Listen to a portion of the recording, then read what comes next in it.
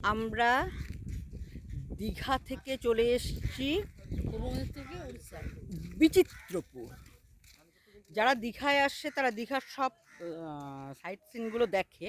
আমি প্রত্যেকবারই দেখেছি, কিন্তু এই বিচিত্রপুরটা এবার প্রথম আসলাম।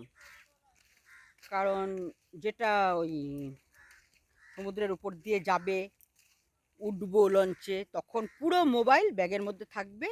তাই এই জেটি ঘাটে যাওয়ার রাস্তাটারই ভিডিওটা করছি। এই যে একজন, আমরা দুজন মিলে এসেছি এখানে। হ্যাঁ, আমরা দুজন একটা গাড়ি ভাড়া করে নিয়েছি নিউ দীঘা থেকে। গাড়ি ভাড়া করে আমরা চলে এসেছি। এই তোরা ওখানে গেলি না কেন? বিস্কিটটা খাচ্ছিলি, তোদের দেওয়া হতো বিস্কিট। এই যে ম্যানগ্রোভের জঙ্গল না রে, এই যে এখানটাতে পুরো মানে গুড়ি গুড়িগুলো দেখা যাবে, ম্যানগ্রোভের যে গুড়ি। এটা হচ্ছে ওই অন্য দিকটাতে মোহনা, তারপর কোন নদীটা বললো রে? সুবর্ণরেখা না? সুবর্ণরেখা নদী, ওইগুলোই সব কেটে কেটে কেটে কেটে এরকম জায়গায় জল এসছে।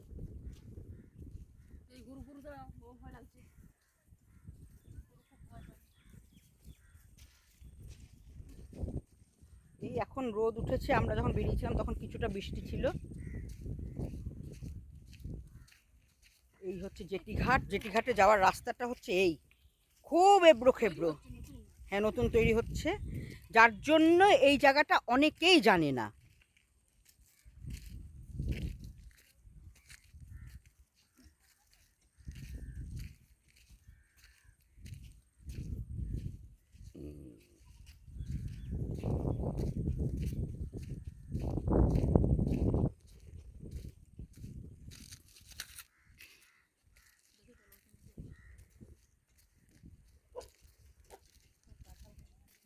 এরকম উঁচু নিচু রাস্তা, ওরে বাবারে।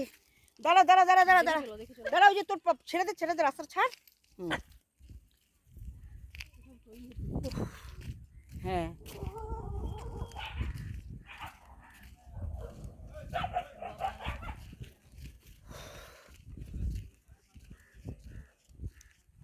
এই হচ্ছে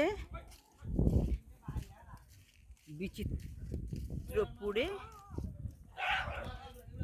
ঢোকার গেটটা।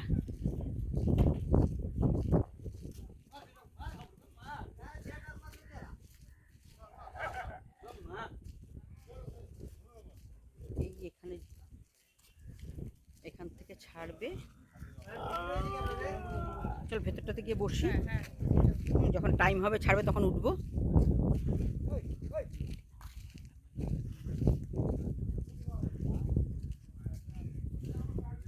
এরা সব আমাদের সঙ্গী। চলে এসছে। হ্যাঁ,